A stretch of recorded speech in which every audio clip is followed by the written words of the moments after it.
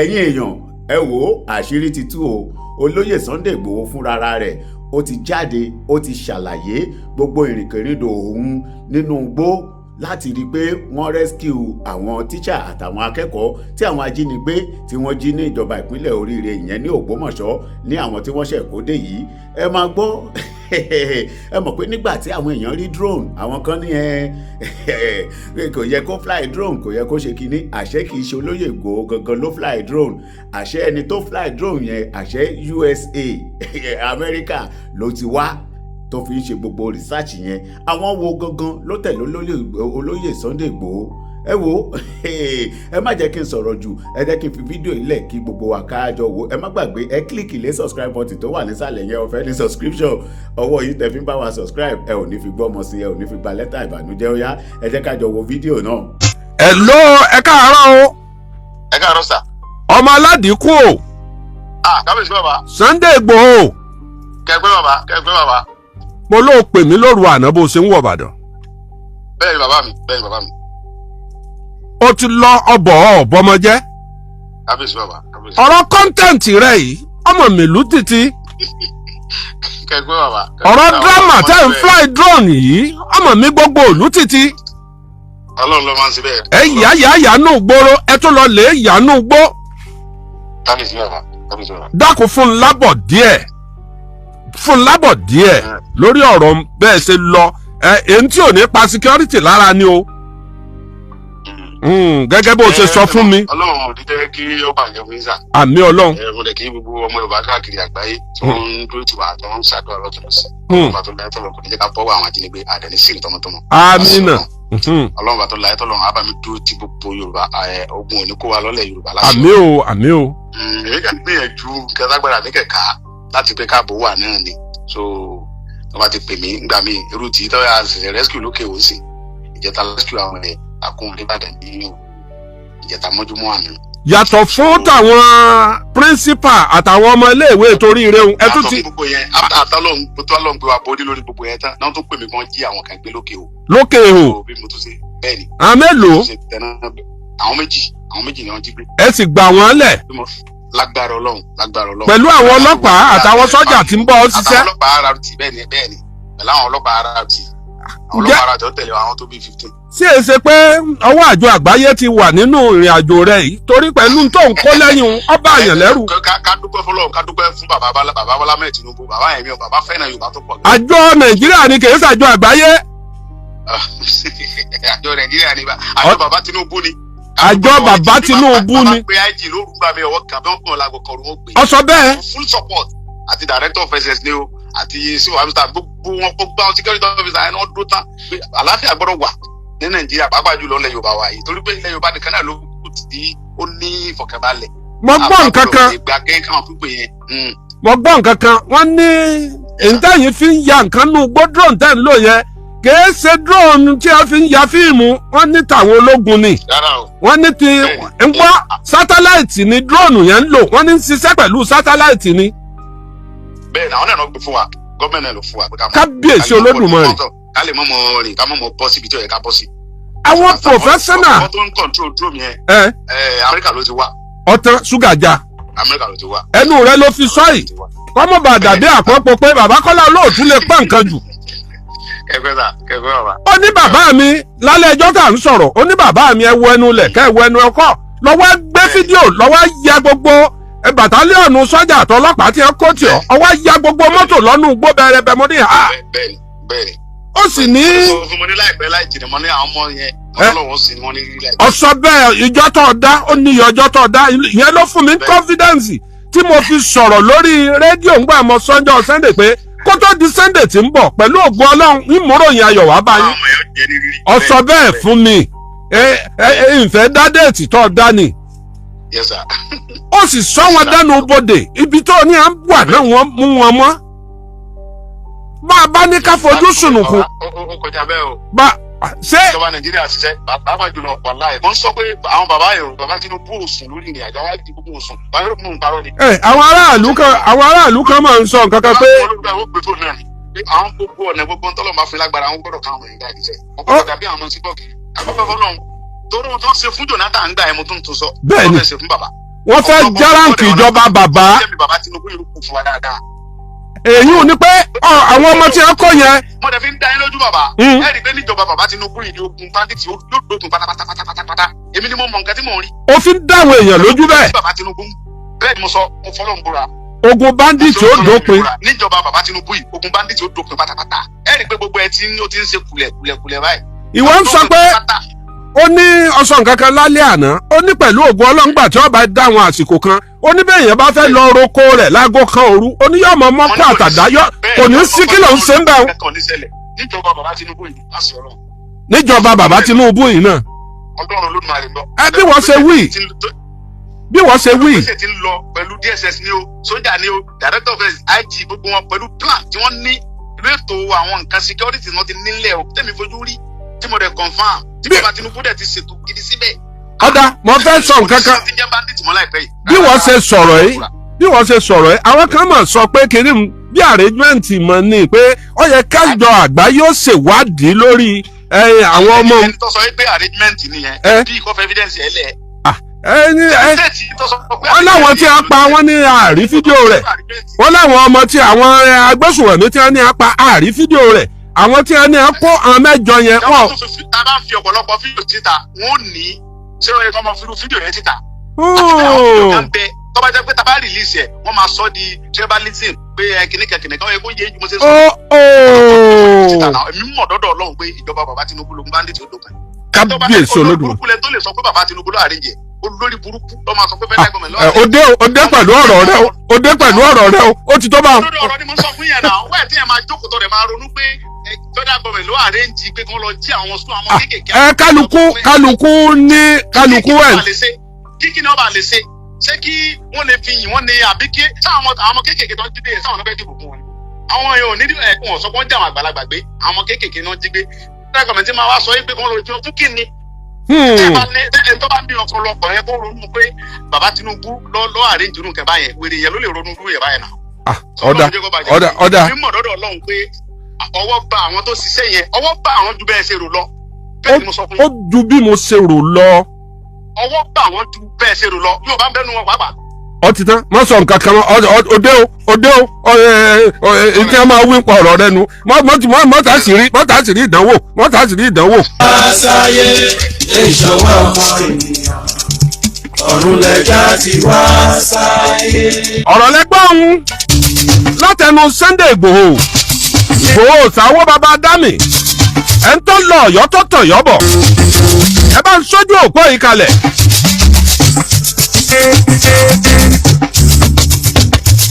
ẹ bá ń sí ojú òpó yìí kalẹ̀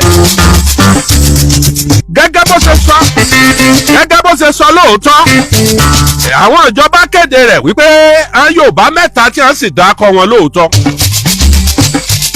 tí wọ́n kéde pé àwọn mẹ́ta tí wọ́n jágbóde gbà 09123708675 09123708675 ọyẹ ẹ máa dá sí i àti 814-081. hello. láàrin kọ́lá olóòtú. ẹ ṣeun. ẹ pààrọ̀ ẹ kó àtúnṣe. ẹ ṣeun. àrùn àlùwà mẹ́la ti sẹ́yìn. ẹ káàbọ̀. mo fi yẹ kú ṣẹ́ gbogbo tí olóyè Sunday tó fún ọ sọ lẹ́la gbọ́. báàmí. mo ń gbọ́. ìtọ́jú nípa náà ló rú wa lójú níbi ọ̀rọ̀ yẹn. àkọ́kọ́ náà nǹkan tó kọ́kọ́ yà wá lẹ́nu bẹ́ẹ̀ ni pé bí àwọn ọmọ yẹn ti dé gbogbo wọn láì jẹ́ pé ìkẹtẹ̀tẹ̀ ẹ̀họ́ wọn lára.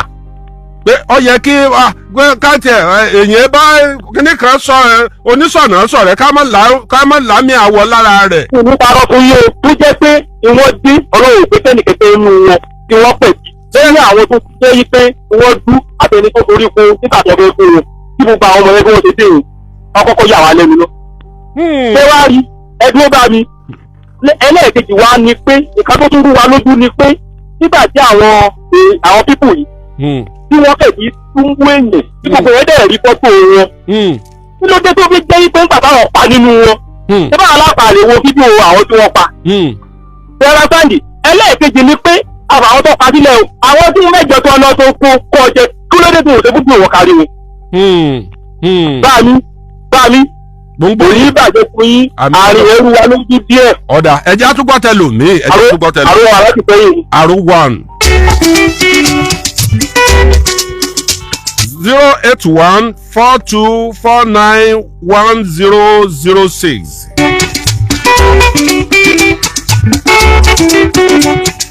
pàápàá ẹ jẹ́ kẹ́lòmíì bá wa dá sí o 09123708675.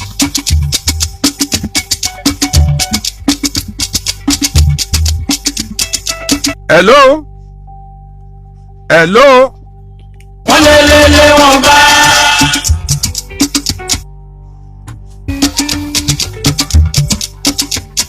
wọ́n lé wọn bá. wọ́n rí. hello. hello. iṣẹ́ bíi márùn-ún ni ọlọ́wọ́ bọ́tìnì ń ṣe papọ̀ bí ṣe ń kọjú síbì ní kọ̀yìn sọ́hùn. hello ẹ káàárọ̀ o. hello. hello ẹ káàárọ̀ o. hello ẹ káàárọ̀ o.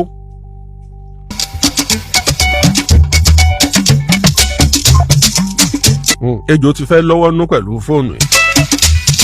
ó ń ríǹgì gbọ̀nràn nù lé kò ríǹgì jáde. hello ẹ káàárọ̀ o. kábíyèsí. ọbẹ̀ òfẹ́ ẹ̀yin abanijẹ́. nǹkan míì ti wọ̀. ìwọ ọmọ ìwọ ọmọ gbàbọdè ìwọ ọmọ ẹ hello. hello. ẹ káàárọ̀ ẹ já gbọ́rùn àwọn aráàlú ẹ já káràlú ọsọ tí wọ́n jẹ́ ń wí tèmi. hello. ẹ káàárọ̀ o. àmì ọlọ́run. adúgbò pa àwọn ọmọdé láyọ̀ àtàlàáfíà. ẹ ṣeun. wọ́n fọ́tò àwọn gẹ́gẹ́ bí àròsí sọ láti fi fọ́tò àwọn tí wọ́n fọ́ àti òkú àwọn tí wọ́n fọ́ yẹ kí wọ́n ṣọ̀kan ọmọ nàìjíríà kárí gbogbo ohun tí ń lọ lóòótọ́. ó yẹ kárí láti tẹ̀mọ́ bí tí nǹkan yìí ti ń ṣe wá. wọn ò tí ì sọ pé wọ́n dá àwọn yẹn lẹ̀ o. àwọn tí wọ́n kó òun ó fojú balẹ̀ ẹjọ́ bóyá wọ́n ń ṣèwádìí lọ nípa wọn ni o. aláàárẹ̀ yìí sì ránú ilé bọ́ bá domi wọ́n gbọ́n jáde o. kọ́ bá tí wọ́n ṣèwádìí wọn kí wọ́n ṣú ẹ̀fà ọmọ nàìjíríà kárójú wọn. kí gbogbo wọn rí bí ìwádìí ó ṣe máa lọ. kárí ojú wọn báyìí torí gbogbo wa là ń sọ fún nígbà tá a ráhùn. ẹ ṣeun.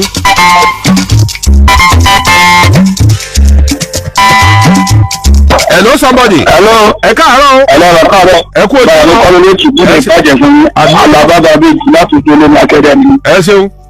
ẹ rà sà tẹ́ rí àwọn tí wọ́n ní wọ́n kó ó yẹ kí gbogbo àwọn aráàlú kárí ju wọn. bẹ́ẹ̀ sẹ́ẹ̀dẹ̀ wíwádìí tí gómìnà láwọn fẹ́ ṣe. pẹ̀lú àjọfọwọ́ sí. pẹ̀lú àjọfọwọ́ sí kí wọ́n bẹ́ẹ̀ ni mo fọwọ́ sí kí wọ́n ṣèwádìí kí wọ́n fojú àwọn aṣèbí rẹ̀. lórí ọjọ́ ọ̀la àwọn ọmọ wọn gan lọ́jọ́ iwájú. lórí àwọn ẹ̀sùn tí wọ́n fi kà wọ́n gan. láti lónìí ìdájọ́. ọ̀rọ̀ gidi ni.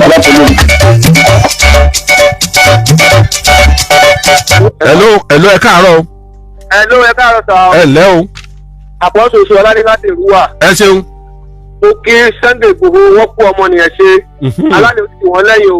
olúwa máa pàlọ́ àtàbọ̀ wọn mọ́ o. àmín. gbogbo àwọn tí wọ́n ń pẹ́ kó fi fídíò rẹ̀ wá kí la fẹ́ fi wọ̀nyẹn ṣe. ẹ já kí akọni tó lọbẹ̀ yẹn tó bọ̀ àbí tá a pè kọ́ mò ń lọbẹ̀ nù wọ́n rí. ó dàbọ̀ ẹ kú ètò. hello sir. hello ìyá wa. ẹ káàárọ̀. gẹ́gẹ́ bí abiyamọ. ṣe rí àwa Yorùbá fẹ́ràn wàhálà pé. irú wàhálà wo la fẹ́ràn. ẹ ṣeun gbogbo àwọn tí wọ́n ń sọ wóróworó. tó bá yẹ kó ọmọ méjì àti mẹ́ta bá ń bẹ́ ń bẹ̀. wọ́n tí wọ́n ń sọ wọn ò ní sọ ọ́. àníkọ́mọ̀ ni ó dé láyọ̀ ni wọ́n mọ̀ wí. àníkọ́mọ̀ ni ó dé láyọ̀. bàbá ọmọ la pè é. ọ̀tán ṣúgà já. gbogbo tí wọ́n ń sọ wóróworó ní lójú tèmi. ọ̀tán. aláwọn ọmọdé àtùkútọ́ lọ́dọ̀ Ọlọ́run kí lọ́kàn yín pẹ̀lú pé kí mo bẹ nìkan nínú wọn. ẹ ṣeun. àwọn wóróworó ìjà. Akọ́láwọlé olóòtú ọmọ àdábánijà ṣe gbọ́lù ó ní kò sẹ́ni tó lè dúró àfò òkè àfigbó jẹ́ ń gbẹ́ntọ́ wà lójú òpó òun ta ló lè dúró ń bẹ̀ ná. hello somebody. hello ẹ kú ojúmọ́ o. ẹ ń dára fún yín bàbá. àmì Jésù. wọ́n ní ìta ẹ̀yìn gan wọ́n ní ìta. ok.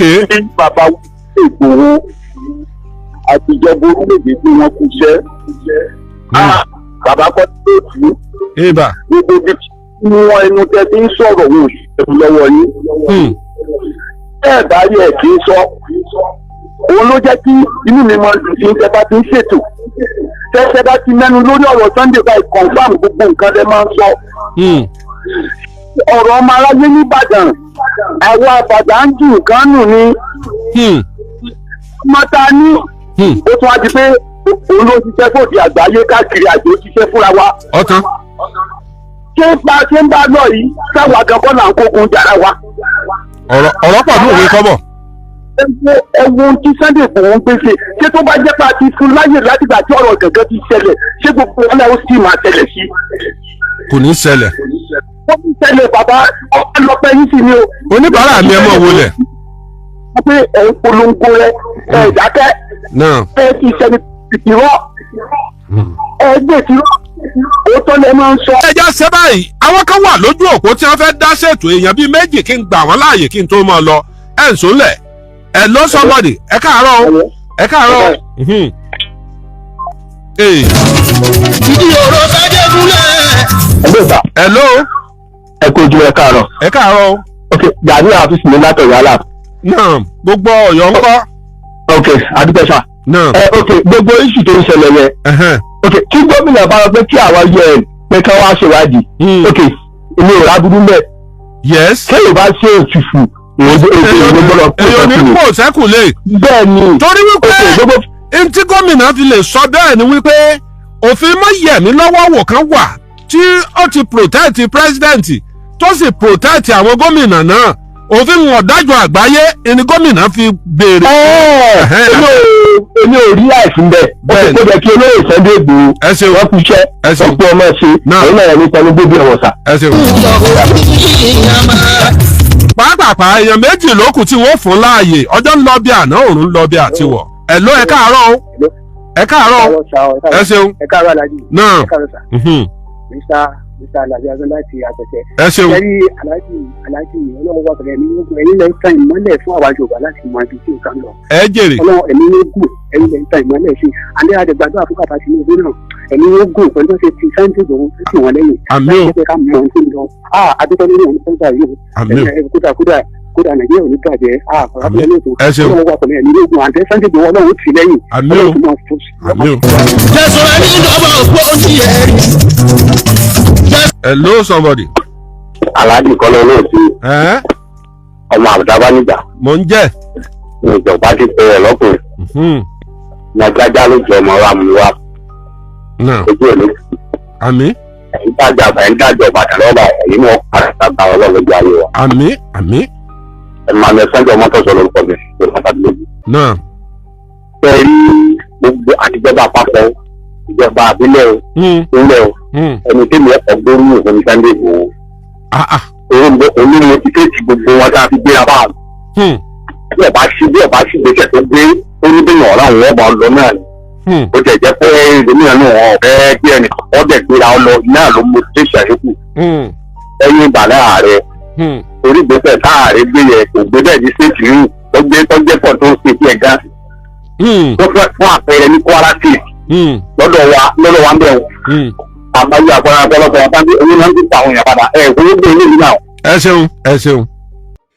ẹ̀yin èèyàn ǹjẹ́ ẹ mọ̀ wípé àwọn àṣírí kan tó lágbára àwọn àṣírí burúkú kan wà láàrin gọ́vnà Ṣèyí Mákindé àti Alhaji Oríyọmí Hamzat tó jẹ́ pé kò hàn sí aráyé tó ń fagbómi sí omi òtó ẹ rí pé bí ọ̀sẹ̀ bíi mélòó kan àbóṣù kan sẹ́yìn ẹ̀rí tí gbogbo ẹ̀ ń lọ sókè lọ sódò tí gbogbo ẹ̀ ń dàrú gùdùgùdù tí wọ́n ní pé ókè o k'Oríyọmí Hamzat o kó yọjú sí Èkó ní pàǹtí àṣé ó nídìí ẹ̀yin èèyàn àṣé ó nídìí ẹ wò ó fídíò tẹ fẹ́ wò yìí ibẹ̀ lẹ ti máa gbọ́ pẹ̀rẹ̀pẹ̀rẹ̀ àṣírí ṣe rí kò ń ṣe pé ẹ tẹ̀ máa wò lásán nìkan ẹ jọ̀ọ́ kò ń ṣe pé kẹ wò ó ẹ̀yin tẹ́ fẹ́ wò náà ẹ make sure pé ẹ̀kọ́ tẹ́ bá fẹ́ báyàn ṣe ẹ mọrú àdéhùn tẹ́ máa ṣe ẹ mọ bí tẹ́ máa tẹ̀lé yàn lọ ẹ wò ó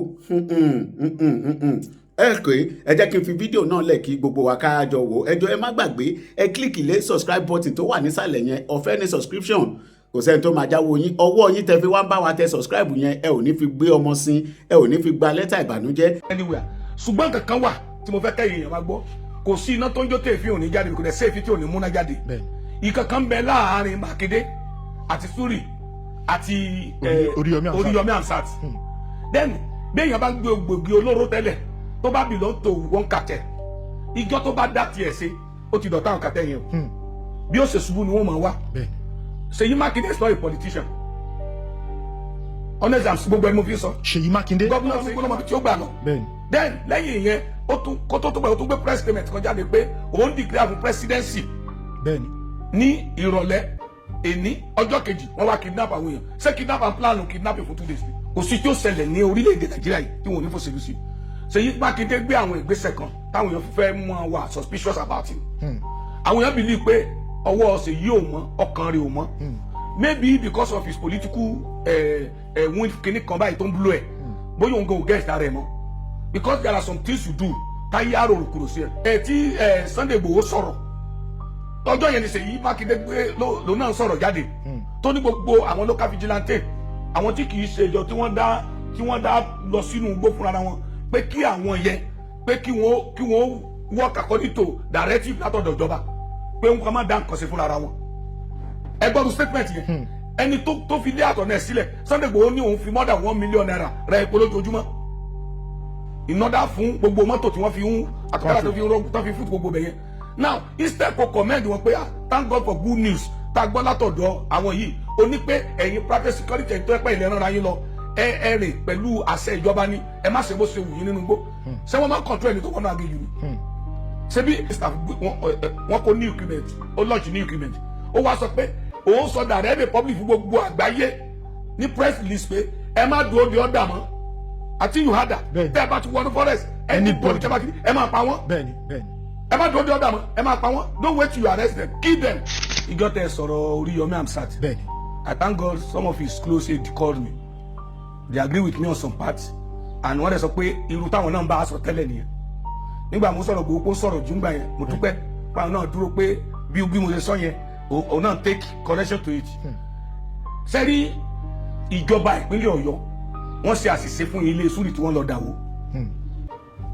kì í ṣe pọ́n ní Sùúrì kidnap àbí sáwọn ló kidnap èèyàn rárá wọn ò mú fún robbery wọn ò mú fún kidnapping mi ò rí kéèsì kan tí wọ́n rí sí lọ́rùn torí mi ò rò pé bóyá gbẹ́jọ́ kan dé pé bóyá Sùúrì pààyàn níbì kan àbí bóyá spray ní àwọn ẹni burúkú kan lẹ́nà tí kó àwọn ọmọ ẹ̀ kúrò nínú igbó reserve ti Ọ̀yọ́ mo ní kò possible mo ní torí Sunday Igboho ó ti kọ́ọ̀bù àwọn eré àbìkan bẹ̀yẹn àwọn local vigilante ti kọ́ọ̀bù eré àbìkan bẹ̀yẹn àwọn sójà àti àwọn ẹlẹ́ṣọ́ ààbò àwọn náà ti kọ́ọ̀bù wọ́n dẹ̀ ti rí pé àwọn ti súnmọ́ àwọn ọmọ yìí kò ṣeé kù kìí ṣe ni nítorí ẹ̀mí àwọn ọmọ yìí ẹgbà yẹn ni Sowore sọ pé wọ́n ti wá fi helicopter kó wọn kúrò níbẹ̀ lọ Àbújá àbíbí kan mo ní kò possible helicopter ṣe fẹ́ láǹdì sínú reserve yẹn tí àwọn èèyàn onímọ̀ pé helicopter ti láǹdì sínú reserve gbà tó tún pẹ́ ta tún gbọ́ pé wọ́n ní wọ́n ti gbé wọn lọ Kútọ́nù pé àwọn ìjọba Kútọ́nù ni wọ́n sọ pé àwọn fẹ́ ṣiṣẹ́ pẹ̀lú àwọn ti bí pé kí wọ́n wá gbà wọn kéde mo ní kò bó ni wọ́n fẹ́ gbé wọn gbà tí wọ́n fi dé Kútọ́nù ṣùgbọ́n nígbà tá a wá di the last one kódà bẹ́ẹ̀ mi gan ṣe ni mi ò kọ́kọ́ gbàgbọ́ ṣùgbọ́n nígbà tí mo rí ọ̀rọ̀ ọmọ ẹ̀ mo rí pé ọ̀rọ̀ yẹn ìdùnnú yẹn kì í ṣe tẹ̀lé tó wà nínú igbó the first phone call tí kò máa gbà ọmọ Nàìjíríà ẹ jẹ́ ká máa ronú ẹ jẹ́ ká máa kí ni wọ́n máa dùn sí nǹkan rere tí àwọn èèyàn bá ṣe tí ò dẹ̀ special náà tó jó lórí wa ẹ jẹ́ ká sọ kájẹ́ kọ́ mọ̀ pé nǹkan tó ṣe yóò dáa tó bá tún wá ṣe tó dáa ẹ jẹ́ ká máa kàn sára sí wọn àwọn tí ó lọ sínú igbó tó lọ rescue wọn yàtọ̀ kù àti sójà o àti civilians o àti private force o àti gbogbo ẹjọ́ task force àbí local vigilante wọ́n ní ẹbí wọn lọ́kọ wọn níyàwó léwu kí ló dé tá a comment wọn pé wọ́n tiẹ̀ risk ayé wọn pé wọ́n lọ sí nǹkan yìí the first thing ẹ̀kọ́ máa ń san ransom ní wọ́n ò bá san ransom tó bá jí ọmọ tiẹ̀ náà gbé sínú gbó ó ní lọ́ta lé ẹ̀tọ́ náà láti gbà ní. ṣé òbí kan lè wọ ọmọ ìyá kan lẹ́gbẹ̀ẹ́ ọ́fíìsì mi ó rán ọmọ pé kí ọmọ kó lọlé lọ mú nǹkan wá kó gun ọ̀kadà fóònù ọmọ ẹ̀rín ìgò kú ó di jìnnìjìnnì mi délé ni abiyamọ gidi ò ní gbọ́rọ̀ ẹ̀ kínú ẹ̀ má bàjẹ́ so tíjọba bá san ransom good for them asátìrí àwọn ọmọ yẹn gbà bẹ́ẹ̀ pẹ̀lú taari a rí pé kì í ṣe iṣu ransom nítorí pé nínú fọ́nrán tó gbé jáde tá a dẹ̀ rí wọ́n pa nínú àwọn bandit wọn níbi 9 wọ́n dẹ̀ kó 8 láàyè tá a dẹ̀ rí tí wọ́n sọ fídíò wọn ò lè san ransom fún wọn kí wọ́n arrest wọn kí wọ́n pa wọn then sẹ́rí gbogbo àwọn tó nípa nínú kinní yẹn pátápátá òní ó yẹ kí gbogbo wa ká máa ṣàdúrà fún ká dẹ̀ máa dúpẹ́ Sunday Igboho wọnú igbó ó ń sọ fídíò yẹn bí wọ́n ṣe súnmọ́ àwọn bandit yìí ó dàbí tí wọ́n ti kan màálù wọn tí wọ́n ti rí petrol tí wọ́n ti rí traces màálù ọ̀sán àlegun ọ̀kadà màálù ò lè lo petrol bẹ́ẹ̀ bí wọ́n ṣe súnmọ́ wọn ni wọ́n mọ̀ pé wọ́n ti súnmọ́ àwọn yìí bẹ́ẹ̀ dẹ̀ ni àwọn ẹ̀ṣọ́ aláàbò yẹn náà ni wọ́n ṣe tiwọn it was a joint effort but nǹkan kan tó ń dùn mí lọ́rọ̀ àwa Yorùbá ni pé every good things tí ìjọba bá ti ṣe because of that personal hatred tá a ní fún wọn ààyè sí nǹkan mìíràn ẹ jẹ́ ká tiẹ̀ kọ́gbọ́n ká máa appreciate pé àwọn yìí ṣe nǹkan kan tó dáa tí èèyàn bá fún ẹ ní 10 naira lónìí tó bá ń dúpẹ́ lọ́wọ́ ẹ̀ inú rẹ̀ á máa dùn láti máa ṣe sí bẹ́ẹ̀ kéèyàn fún ẹ ní 1000 kò ní ṣé 1000 ni wọ́n fi ń jẹun ni mo ní ọ̀rẹ́ kan ó lóun fẹ́ ra data mo send 2000 kó fi ra data ó ní ṣé data 2000 lèmi ń rà ni mo ló ní 500 lèmi máa rà ó ní 500 ní 1000 lèmi ń rà bẹ́ẹ̀ tèmi believe pé kì í ṣe data nìkan ló fẹ́ rà bẹ́ẹ̀ kì í send 2000 sí ẹ ó dá tí ò bá tẹ lọ́rùn send owó mi ṣé màá fẹ́ ní ẹ lọ́jọ́ mi bẹ́ẹ̀ tẹ́tí mo send 1000 sí tó fi àdúrà tó fi tẹ̀lé tó fi ọpẹ́ tẹ̀lé tó pé gbogbo tí ó dùn mí nínú lò náà ṣe màmá wa mo máa rí 1000 2000 lójoojúmọ́ 15 kó má fẹ́ yìí tí ìjọba bá ṣe nǹkan ẹ̀yin tẹ́ ń wò wá ẹ̀yin tẹ́ ń gbọ́ wá ẹ tún educate àwọn tó kù pé kí wọ́n máa appreciate tíjọba ṣe mo máa ń dira fẹ́ẹ̀tì ńgbà mi tí kan bá ń lọ lẹ́ni yìí mo wo fọ́nrán kan lórí ayélujára tí ọmọ Ìgbò kan tó ń so gbogbo ọ̀nà tí ìjọba yìí ṣe ní east ó wá sọ fún àwọn pé pẹ̀lú gbogbo tẹ́ni yìí ṣe yìí kódà kó tiẹ̀ ṣe tó ẹ jẹ́ ká sì dúpẹ́ rere kan tó ṣe náà so the rescue is joint effort ọlọ́pàá ò claim pé àwọn nìkan ni sójà ò claim pé àwọn nìkan ni when the government and what do you call it commissioner of police àti AIG gan tó dúpẹ́ lọ́dọ̀ àwọn yẹn ó ní pẹ̀lú ìrànlọ́wọ́ àwọn local vigilante àti ìfọwọ́sowọ́pọ̀ àwọn èèyàn tó pọ̀ òun ló fi ṣeé ṣe adúpẹ́ pé wọ́n dé láyọ̀ àtàlẹ́ in everything Nigeria they must politicize it kò sí tí ó ṣẹlẹ̀ ní orílẹ̀-èdè Nàìjíríà yìí tí wọ́n ní fòṣèlú sí Ṣèyí Mákindé gbé àwọn ìgbésẹ̀ kan táwọn èèyàn fi fẹ́ mú wọn wà suspicious about him àwọn èèyàn believe pé ọwọ́ Ṣèyí ò mọ́ ọkàn rẹ̀ ò mọ́ maybe because of his political win kìíní kan báyìí tó ń blow ẹ̀ bóyá òun kò get that rẹ̀ mọ́ because there are some things to do táyé àròrò kúrò sí ẹ̀ nígbà tí Sunday Igboho gbé fọ́nrán jáde pé àwọn ti close mọ́ àwọn ọmọ yẹn àwọn dẹ̀ ti rí i pé àwọn ti fẹ́ débi tí wọ́n wà pé lágbára Ọlọ́run àwọn ò ní pẹ́ kó àwọn ọmọ ẹ̀ jáde mo rò pọ́sẹ̀ tó kọjá nìyẹn tẹ́ bá wo fọ́nrán yẹn ọjọ́ tí Sunday Igboho sọ̀rọ̀ ọjọ́ yẹn ni Ṣèyí Mákindé gbé lòun náà sọ̀rọ̀ jáde tó ní gbogbo àwọn local vigilante àwọn tí kì í ṣe ìjọ tí wọ́n dá lọ sínú igbó fúnra wọn pé kí àwọn yẹn pé kí wọ́n work according to directive látọ̀dọ̀ ìjọba pé wọn kàn máa dá nǹkan ṣe fúnra wọn ẹ gbọ́dọ̀ statement yẹn ẹni tó fi lé àtọ̀ náà sílẹ̀ Sunday Igboho ní òun fi more than 1 million naira ra epo lójoojúmọ́ ìnọ́dá fún gbogbo mọ́tò tí wọ́n fi ń àtọ̀kadà tó fi fún gbogbo bẹ̀yẹn now instead kò comment wọn pé thank God for good news tá a gbọ́ látọ̀dọ̀ àwọn yìí ó ní pé ẹ̀yin private security ẹ̀tọ́ ẹ̀pẹ́ ilẹ̀ rán yín lọ ẹ rìn pẹ̀lú àṣẹ ìjọba ni ẹ má ṣe bó ṣe wù yín nínú igbó ṣé wọ́n máa control ẹni tó wọnú agéjù ni ṣebí ẹ tó wọnú igbó lọ́mọ bí tí ó gbà lọ then lẹ́yìn ìyẹn ó tún kó tó pẹ̀ ó tún gbé press statement kan jáde pé òun declare fún presidency ní ìrọ̀lẹ́ èní ọjọ́ kejì wọ́n wá kidnap àwọn èèyàn ṣé kidnap and plan kidnapping for 2 days ni before these people are they saw me they were so professional and they have a lot of network tí wọ́n ṣe ní Ọ̀yọ́ yẹn ó lè má jẹ́ oṣù kòsùn méjì náà ti ń plan rẹ̀ ó lè má jẹ́ oṣù mẹ́ta náà ti ń plan rẹ̀ you can't plan kidnapping today and carry it out tomorrow so kí ni ó declare for presidency kí ló ní í ṣe pẹ̀lú kó kidnap ọmọ and it's just a matter of 6 hours so gbogbo ọ̀rọ̀ tó ń jáde látọ̀dọ̀ Ṣèyí Mákindé àti àwọn ìgbésẹ̀ tó ń gbé làwọn fi believe pé kò wà committed to the rescue but you know ààrẹ òun ni commander in chief if you want to command all these people to come ìjọ tí wọ́n jẹ́ ọmọ ẹgbẹ́ I repeat it ọjọ́ kejì ni àjídé bẹ̀dà ni àjídé Ògbómọ̀ṣọ́ ló dé fẹ́ náà yìí ẹ sọ fọ́nrán kan tí local government chairman oríire yẹn àbíyàwó ẹ̀ tẹ̀tìrì tó fi sí ìtàn family àwọn yẹn ẹ bá mi gbé fọ́nrán kan jáde tí state kan jáde látọ̀dọ̀ chairman oríire local government àwọn ẹbí tí àwọn yẹn filẹ̀ at everything kí ni ẹ fọ́ toríire local government yàtọ̀ fúnjọ́ tí Ṣèyí Mákindé lọ bẹ̀ press release wo ni Ṣèyí Mákindé àbí press kìíní ẹ̀ tó gbé jáde lórí àdọ́tẹ̀dẹ̀ ìtura yìí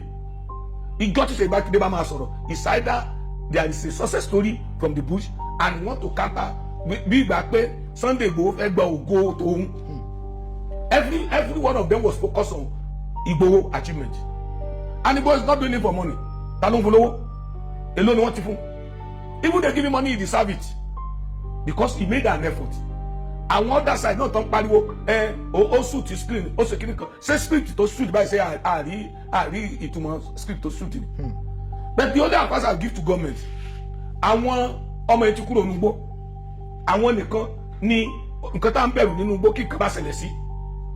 Yesterday, I am not saying the soldiers and the army, they should not withdraw, but it's too early. Mi ò expect kí wọ́n lọ báyìí lọ lánàá yẹn. Bí wọ́n ṣe wá gbòòrò yẹn, bóyá èmi nígbàgbọ́ pé àwọn set tó rescue wọn yẹn, wọ́n ní kàn lọ sinmi ni. Bóyá láti deceive àwọn bandit yẹn pé káwọn náà lè wà confused pé wọ́n ti lọ. I think you are getting what I'm saying. Atọ́kùn. Mo advice ìjọba, mo advice ọba, gbogbo ọba aláyé tó wà ní ilẹ̀ Yorùbá in general. Mo advice àwọn private security yẹn. Mo dúpẹ́ lọ́wọ́ olóyè Sunday Igboho, mo kan sára sí sàdákàtà fún ẹ kó ìsinú ẹ tó olóyè Sunday Igboho wá gbéra dì kí gbogbo local vigilante pẹ́ kí wọ́n wá gbéra dì kí wọ́n gbáradì gidi ìsinú ẹ kí sójà army air force kí wọ́n gbáradì kí àwọn tó wà ní ìpínlẹ̀ Ọ̀yọ́ kí wọ́n wọ̀ láti Ọ̀yọ́ side àwọn tó wà ní Ọ̀ṣun kí wọ́n wọgbó ẹ láti Ọ̀ṣun àwọn tó wà ní Kwara kí wọ́n wọ̀ láti Kwara àwọn tí wọ́n wà ní kí lórúkọ Èkìtì kí wọ́n wọ̀ láti Èkìtì. This reserve will cover almost all the states. According to the people, one of the Niger state, one will cover part of Kaduna. Let everybody enter from their own state. Kí wọ́n kó àwọn bandits sáré. Anybody tẹ́ bá ti rí nínú aginjù, ẹ ti mọ̀ pé kì í ṣe èèyàn rí. Wọ́n ní jákùmọ̀ ní kì í bá wọn rìn di ọ̀sán. Ẹni abíire kì í rìn rù. Tí ọlọ́pàá bá ń pàrẹ́ lóru torí èèyàn ní 12-1. Ṣé ẹni rẹ̀ ní 12-1 ni? Tí bá jẹ́ àwọn tá à ń ṣiṣẹ́ ìròyìn abẹ́ni tó bá ṣiṣẹ́ NEPA bí essential workers. Adẹ̀ ní àdìkà láti prove rẹ̀. Tẹ́ bá dé èèyàn ní forest kò sí tó fẹ́ sí bẹ́ẹ̀. Àwọn tó ń dáko ń dé no thick forest táwọn yẹn wà. So this time around kò sọ́mọ tá à ń bẹ̀rù mọ́nú gbó. Mo bẹ̀ yín ẹ̀yin aláṣẹ. Our president, the commander in chief of army staff, this time ẹ̀ kàn bàbá dínú gbó yẹn. The news I heard yesterday make me happy. From I think from Borno state. Our gallant soldier killed about 120 bandits yesterday. That means pé new equipment tí chief of army staff tó kó fún wọn yẹn ó ti ní fẹ́ẹ̀tì. And now look at Nigeria for you. Tí mo sọ pé gbogbo wa táwọn gbọ́ wúra wa báyìí ẹ jẹ́ ká fi settlement èdè sílẹ̀. Let us face the reality now. Now wọ́n fún chief of army staff wọ́n kó new equipment ó launch new equipment. Ó wá sọ pé òun sọ direct republic fún gbogbo àgbáyé ní press release pé ẹ má dúró di ọ̀dà mọ́. I think you heard that. Tẹ́ ẹ bá ti wọnú forest. Anybody tẹ́ bá ti ẹ máa pa wọ́n. Ẹ má dúró di ọ̀dà mọ́ ẹ máa pa wọ́n. Don't wait till you arrest them, kill them. It was that time lolórí burúkú kan tó nípò tí ayé ń pọ́nlé lókè ọ̀yà tó ṣe wá gbé ẹnu ẹ̀ gbọ̀ngbọ̀n pé gọ́ọ̀mẹ̀ntì dialogue with bandit now. Ṣé bóyá kí ni wọ́n dùn ní nọ́ọ̀tì yẹn ni pé at least end fẹ́ dé báwọn yìí. Àwọn èèyàn ń pa yín lójoojúmọ́ ẹlẹ́bí yín ni wọ́n ọmọ yín ni wọ́n. So Nigeria we have a lot of things to do. Àwọn olórí wa wọ́n ti fi ẹ̀yà ẹ̀sìn àti òṣèlú wọ́n ti fi bá tiwa jẹ́. And when we continue like that, we don't appreciate good things and condemn bad things. Tí ẹnìkan bá ti súnmọ́ wọn bó bá ṣe tí ò dáa kò ṣe tí ò dáa o gbogbo tó bá ṣe ló good. Èyí tó jọ̀ta wọn kó máa pín. Let me tell you one thing today. Tí ààrẹ Bọ́lá Ahmed Tinubu bá ní ká máa fún ilé kọ̀ọ̀kan ní mọ́tò kọ̀ọ̀kan àti 1 million àwọn kò sì tún máa ṣépè fún.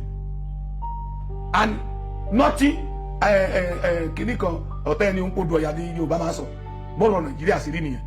I think at this level tá a wà we should forget sentiment, religion, tribes and other things and let's work together in peace. Wow, ẹ ṣeun gan. Bàbá Sheikh Gumi níbo ló máa fojú sí? Torí a ti rí fọ́nrán oríṣiríṣi tí Sheikh Gumi tó jẹ́ pé òun ló ń wọnú igbó tó lọ ń bá àwọn bandits tó lọ ń bá wọn sọ̀rọ̀. Bàbá ṣé ẹ rí pé Sheikh Gumi gangan ó pẹ̀lú àwọn èèyàn tó ń gbàbọ̀dè fún wa ní ìlú yìí àbí báwo lẹ ṣe rí sísà? This is what I said. Ìtí mo sẹ́ ló sì tẹ́ padà sí. Ìtí mo sọ lẹ́sìn padà sí sí. Even the government know that Sheikh Gumi is a problem to them. But that problem of religion, ethnicity, politics, and that is olomba tiwaje. Let me give you an example. Let's put Gumi in a side. Nígbà tí America release a sponsor of bandit, Sebira Bi Kakaso wà nínú orúkọ tí wọ́n release. Sebira Bi Kakaso ló fẹ́ jẹ vice president Nigeria sí. Tí ìjọba Tinubu arrest Rabi Kwankwaso, wọ́n torí kó fẹ́ compete against Tinubu. If they name Atiku today as one of the sponsors of bandits, tí ìjọba Tinubu arrest Atiku, wọ́n torí kó fẹ́ takò pẹ̀lú Tinubu. If Tinubu order DSS to arrest Gumi today, Nigeria will arrest the next 3-4 years. Because àwọn yìí ti train ní àwọn kan tó jẹ́ pé wọ́n ti di robot, wọ́n ti di irinṣẹ́ wọn, wọ́n ní ìgbàgbọ́ nínú wọn wọn ò ní gbàgbọ́ ọmọ ẹlòmíì mọ́ ẹ wo mọ́fìtì wo ẹ wo statement tó sọ báyìí pé kí wọ́n máa kọ́ àwọn ọmọdé pé bí wọ́n ṣe lè yìnbọn kọ́ máa train wọn to be combatant kiri kan if Makinde kí lorúkọ ẹ Ọ̀ṣun state governor tó bá dàbí kí wọ́n lọ gbé mọ́fìtì Ìwó wà unrest Òṣogbo ló ní unrest nítorí pé ó ti kó àwọn kan jọ tí àwọn yẹn tó ti di mọ́fìtì ti di òrìṣà lójú wọn are you getting me? Gumi ní àwọn supporters àwọn tó train Islamic fanatics tí wọ́n ju millions lọ tó jẹ́ pé wọ́n believe nínú Gumi but this is public something kì í ṣe tá gbọ́dọ̀ sọ síta èmi ní ìgbàgbọ́ nínú ààrẹ Bọ́lá Ahmed Tinubu pé ó mọ tó lè ṣe fúru Gumi bẹ̀ tó ń dúró dàsìkò kan ni. bàbá ẹ jẹ́ kí n béèrè yìí lọ́wọ́ yín tó bá yẹ pé ẹ̀yin gangan ni ààrẹ Bọ́lá Ahmed Tinubu lọ́wọ́lọ́wọ́ kí lẹ̀yin rò pé ẹ lè fi kọ́ ìyẹ́ Sheikh Gumi kí lẹ rò pé ẹ lè ṣe gangan. ó tí mo lè fi kán ìyẹn rẹ̀ náà ni tí ààrẹ sí lọ́wọ́ sí ó ṣe ní ọmọ náà àrán sí náà ni ṣé bí òun kọ́ ló sọ pé kọ́ máa lọ mọ́ gbà ó dà mọ́ ìkan ara kan tó ń finish àwọn Gumi àtàwọn sponsor yẹn nìyẹn ẹ wo wọ́n ti tó fún wa ní wàhálà this platinum àdìgínà porúkọ lithium àdìgínà porúkọ kíní yẹn tí wọ́n discover ní ibẹ̀ yẹn àwọn kíkọ́ people kan ni wọ́n ń wa kíní tí wọ́n sponsor bandits now àti ní company factory méjì ṣe tí federal government ti ṣe tó jẹ́ pé wọ́n produce kíní yìí now understand it's not government that is mining it it's government that is processing it they are now sending it abroad so àwọn tó rí kíní yìí wà tẹ́lẹ̀ so ọmọ bóyá Gumi wà nù wọn gbogbo àwọn mọ́làtàn lówó èyí gbọ́dọ̀ wọn ti lówó ìfúngàn láwọn Yorùbá láwọn Ìgbò ara wa ṣe bí forest wa ní Ogun State ni wọ́n ti mú foreigners Ìgbò Yorùbá tó ti mú wọn nínú gbó tó yẹ pé o tí wọ́n produce níbẹ̀ o tó ń ba yé àwọn ọmọ jẹ ni are you getting me àwọn kan wà tí wọ́n ń jẹ nínú ìbàjẹ́ yìí if I had to be in the position as at now tí president ń rò lọ́kàn rẹ̀ pé I want to go for second time kò lè sẹ́ni tì fún Gumi because the opposition was looking for anything tí keg of gunpowder tí ààrẹ jókòó lé lórí yẹn tí wọ́n fi sáná sí and any little mistake tó bá ṣe é sí wọ́n sáná bọ̀ ìbílẹ̀ tó bá ti gbé Gumi wọn ló gbé rìbìjọ kìíní àwọn mo ti gbàgbé orúkọ máa kàn ní Kaduna Zaria side lọ́dún yẹn láyé ó ti pẹ́ ó dàbí pé láyé Abdulsalam Abubakar gan ni wàhálà yẹn ti bẹ̀rẹ̀ tí wọ́n gbóhùn àti ìyàwó ẹ̀ ń gbà yẹn ẹ wo ọ̀rẹ́ tó ṣẹlẹ̀ ní Kaduna gbà yẹn kó tó di pé wọ́n wá gbogbo kìíní yẹn dáadáa máa yẹn fanatic kan ni and all these people tẹ́ rí yìí all these Muslim clergies they always impart many things on their followers tẹ́ pé bí Ọlọ́run ni wọ́n jẹ́ o tí wọ́n bá ti sọ ni.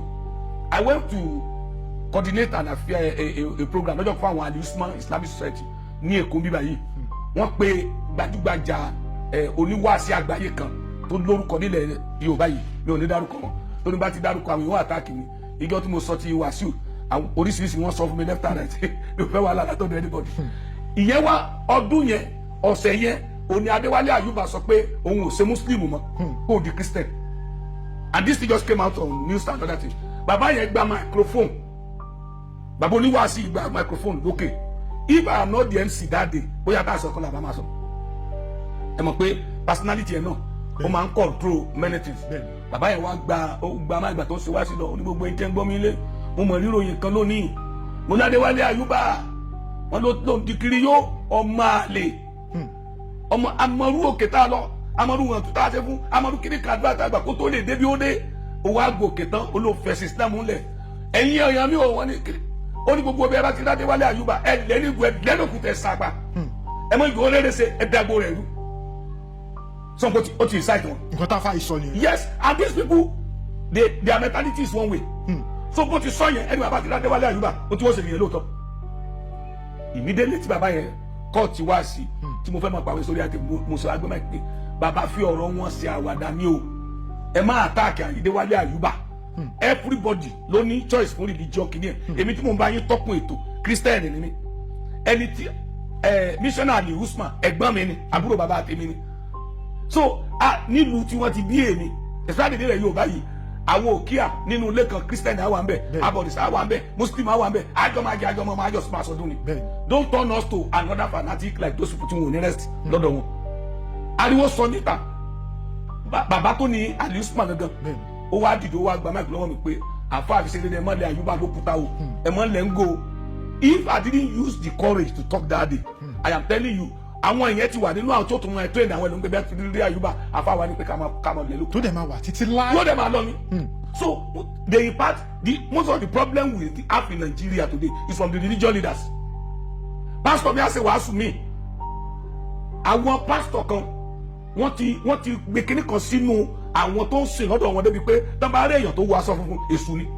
Pastor wọn dẹ̀ ń wọ aṣọ funfun tó fi ń gbàdúrà fún wọn because àwọn pastor yẹn nínú most of the Pentecostal kinní kan yẹn náà àwọn náà ni tí wọ́n fi pamọ́ tẹ́pẹ́ ọ̀dọ̀ aláṣọ fún ni wọ́n ti lọ ń gbà lóru ó ní ẹgbẹ́ tí wọ́n jọ wà wọ́n bí ní pé tí ọmọ ìjọ àwọn mẹ́nọ̀dẹ̀ tọmọjọ bá lọ́bẹ̀ táwọn ẹ̀ bá rí fíṣàn tó láwọn ò kì í rí fíṣàn àṣírí á tú. The same thing ní some Muslim cleric gbé sínú àwọn tó wà lọ́dọ̀ wọn. So a ti fi ẹ̀sìn àti bíbá meditate jẹ. The president will be cautious because òun náà fẹ́ kí ìlú ó dàrú mọ́ lójú. Kò sí bàbá kan tó fẹ́ kọ́ ọmọ òun kú o. Kò sí bàbá kò sí bí ọmọ ẹ ṣe wicked tó kò sí bí ọmọ ẹ ṣe bad tó ó fẹ́ kí nǹkan ṣe o.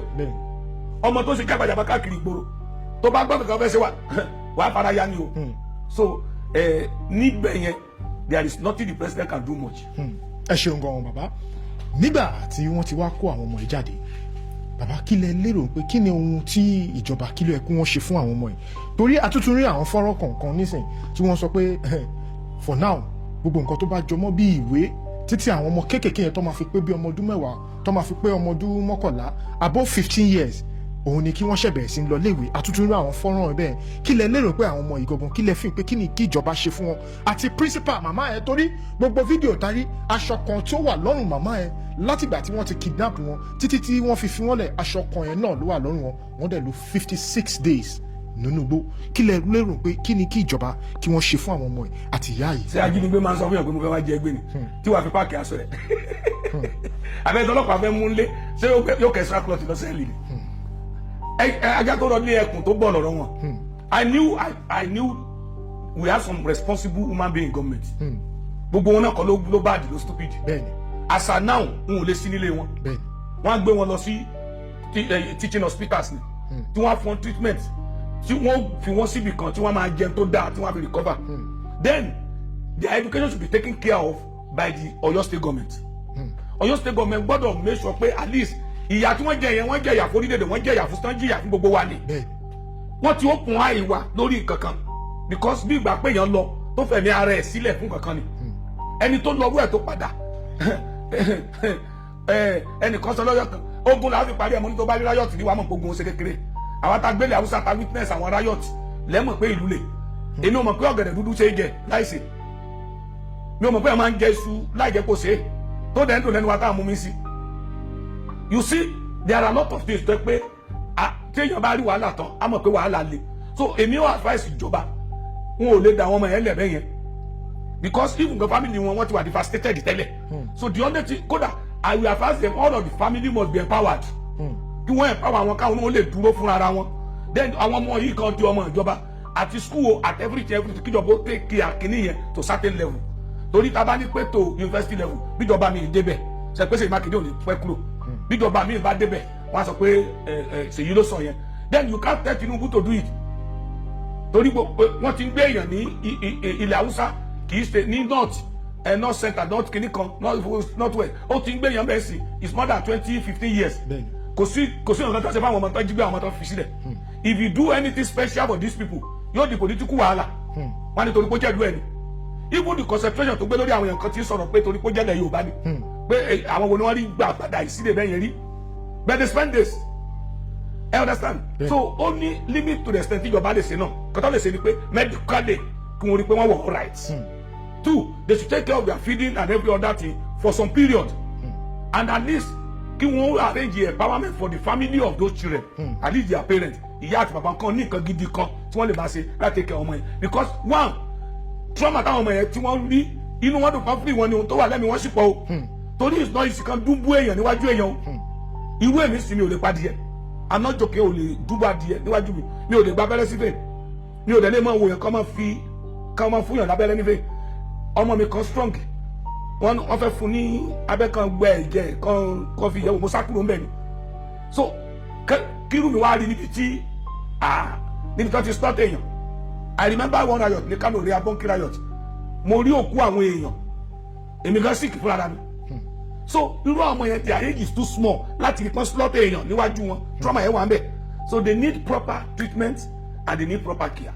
I think that's what the government should do now. ẹ ṣeun gan bàbá nínú àwọn tí wọ́n tún jí gbé yìí náà nínú àwọn tó jẹ́ bí olùkọ́ tí wọ́n pa gẹ́gẹ́ bí ẹ ṣe sọ tó slaughter yìí tí orúkọ yìí náà jẹ́ Michael Oyedokun a rí pé àwọn fámìlì wọ́n ti fi àtẹ̀jíṣẹ́ kan gẹ́gẹ́ bí bẹ́ẹ̀rì àwọn ṣe máa lọ wọ́n ti tẹ̀ síta àbápàdé lórí social media náà ni nínú nǹkan tó jẹ́ ohun tó bà nínú jẹ́ pé bí gbogbo àwọn èèyàn ṣe ń dunnú lọ́tún lósì àwọn wà nínú ìbànújẹ́ torí pé ẹni tó jẹ́ bí ẹ̀gbọ́n fáwọn Michael Oyedokun yìí wọ́n ní gbogbo ilé àwọn ń ké torí pé bó ṣe lọ kò lórí ọ̀fẹ́ láti padà wá mọ́ bàbá irú ẹbí tá a wá sọ yìí àti ìdílé tí wọ́n fi sílẹ̀ ti ìdílé Michael Oyedokun yìí ǹjẹ́ ṣe lérò pé ó yẹ kí ìjọba yàtọ̀ sí nǹkan tí wọ́n fẹ́ ṣe fún àwọn tí wọ́n jí gbé torí pé àwọn ò lórí ọ̀fẹ́ láti padà wá mọ́ ǹjẹ́ ṣó yẹ kí irú àwọn ẹni yìí gangan ṣó yẹ kí wọ́n ní ohun kan tó jẹ́ ohun pàtó ibi tí mo fẹ́ lọ nìyí. tí wọ́n gbọ́dọ̀ jẹ́ special treatment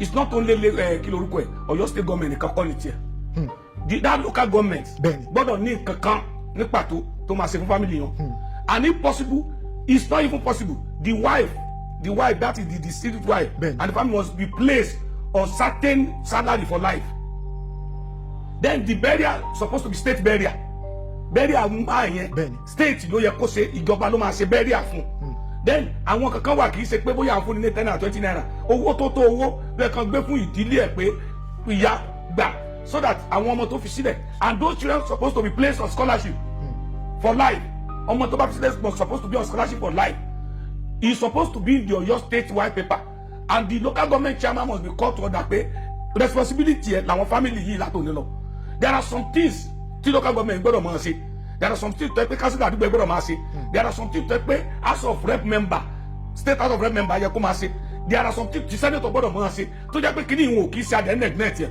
tí èèyàn bá bí ìbẹ̀ta ní local government iṣẹ́ local government chairman ni láti lọ hospital láti clear bill yẹn àti take ọmọ yẹn to certain level but they won't do it and the populace the people don't know that it is their responsibility ǹjẹ́ o mọ̀ pé aráàlú mi ò tiẹ̀ mọ̀ pé ó ní nǹkan tó yẹ kí kánsẹ́lọ̀ àdúgbò máa ṣe fún wọn ò mọ̀ pé tọ́kan wà kíjọba fún kánsẹ́lọ̀ pé kò ṣe fún wọn ò mọ̀ pé tọ́kan wà tó yẹ kí local government chairman ṣe fún wọn so ti Oyedokun yìí is now a state wahala because kò sí ti ẹni tí tó kú naturally gan láì jẹ́ pé irú kú yìí it's not very easy fún ìyàwó àtọkọ láti bọ́ ọmọ àti ilé tọ́pẹ́ pé wà kó ẹnìkan so ìyàwó ẹ̀ ó ti di property ìjọba òkú yẹn Ọ̀yọ́ state ló yẹ kó ṣe and it's not pé mo kàn rán èèyàn lọ kì í sọ̀rọ̀ ẹnu lásán the day the governor want to go there on the burial even if he's sending a commissioner or anybody wọ́n present owó yẹn tí gbogbo ayé á rí pé this is 50 million or 100 million from Ọ̀yọ́ state government to help this family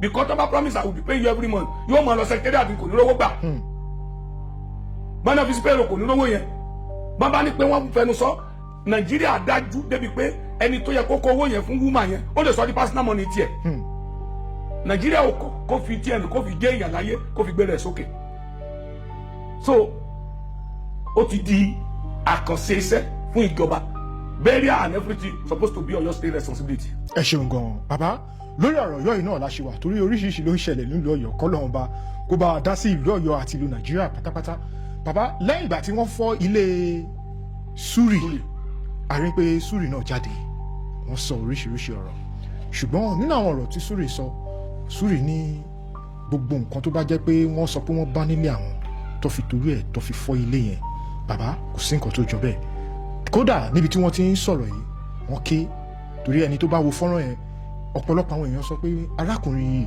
pẹ̀lú kọ́mẹ̀ntì tí mo kà arákùnrin òun ṣò ní jàgídíjàgan èmi ò mọ Suri rí mi bá wọn pàdé rí o kọ́mẹ̀ntì tí mo bá pàdé ló jẹ́ kí n máa sọ bẹ́ẹ̀ wọn bàbá lẹ́yìn ìgbà tí mo tún tẹ̀síwájú tí mo tún wú ọ̀pọ̀lọpọ̀ àwọn nǹkan tí ọ̀pọ̀lọpọ̀ àwọn èèyàn sọ wọ́n tún sọ pé ní pé gbogbo nǹkan tó ń ṣẹlẹ̀ nílùú Ọ̀yọ́ a sì ń dúró pé lórí pé political thing ni pé kò yẹ kí ìjọba ìlú Ọ̀yọ́ kò yẹ kó da ilé Suri kò yẹ kó dáwó bàbá ṣé bọ́ ṣe dáwó yẹn ṣé ohun tó da ni àbí kẹ̀ nǹkan míì wà tí ẹ pé wọn tí ì bá gbogbo ayé sọ tó ẹ pé wọn kàn ṣe ń gbá géèmù fúnra wọn ká lò bẹ́ẹ̀. ìjọ tẹ sọ̀rọ̀ Oríyọmí Hamzat. bẹ́ẹ̀ni.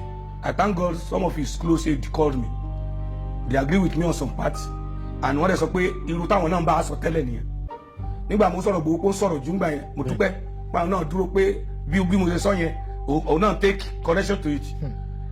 sẹ́rí ìjọba ìpínlẹ̀ Ọ̀yọ́ wọ́n ṣe àṣìṣe fún ilé Sùúrì tí wọ́n lọ dà wó kì í ṣe pọ́n ní Sùúrì kidnap àbí sáwọn ló kidnap èèyàn rárá wọn ò mú fún robbery wọn ò mú fún kidnapping mi ò rí kéèsì kan tí wọ́n rí sí lọ́rùn torí mi ò rò pé bóyá gbẹ́jọ́ kan dé pé bóyá Sùúrì pààyàn níbì kan àbí bóyá spray ní àwọn ẹni burúkú kan lẹ́niwẹ̀ẹ́ ṣùgbọ́n kankan wà tí mo fẹ́ kẹ́ èèyàn máa gbọ́ kò sí iná tó ń jó tèèfì òní jáde kò dẹ̀ séèfì tí òní múná jáde ìkankan bẹ láàárín Mákindé àti Sùúrì àti Oríyọmí Ansat then béèyàn bá gbé gbòógì olóró tẹ́lẹ̀ tó bá bì lọ́n tó wọ́n kàtẹ́ ìjọ tó bá dá tiẹ̀ ṣe ó ti dọ̀tá àwọn kàtẹ́ yẹn o bí ó ṣe ṣubú ni wọ́n máa wá Ṣèyí Mákindé is not a politician honest and gbogbo ẹni mo fi sọ Ṣèyí Mákindé governor Ṣèyí Mákindé is not a politician a good politician will not do that I'm telling you honestly wọn kọ́ lé Sùúrì padà fún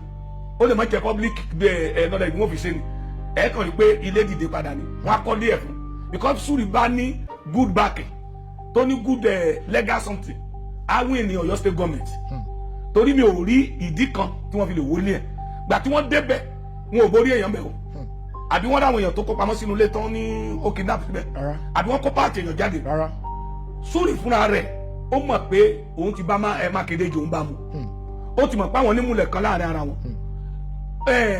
Mákindé àti Oríyọmí pàdé ni wọ́n ní láti ilẹ̀ kan tó di pé ó di gómìnà láti bẹ̀rẹ̀ àwọn náà mọ tó wà láàrin àwọn méjèèjì èmi ò rí Sùúrì rí Mákindé tèmi bá rí ọ̀nà press work ni kì í ṣe pé pẹ̀lú ẹ̀jọ́ jókòó máa rojọ́ I knew Oríyọmí because he is a broadcaster like me he's not my friend he's not my enemy bẹ́ẹ̀ tèmi tó àti sọ ni pé tí o bá ní díẹ̀ ẹsẹ̀ kì í dá dédé ẹsẹ̀ àṣírí kan bẹ láàrin àwọn mẹ́tẹ̀ẹ̀ta tí wọn ò tí ì sọ fáyé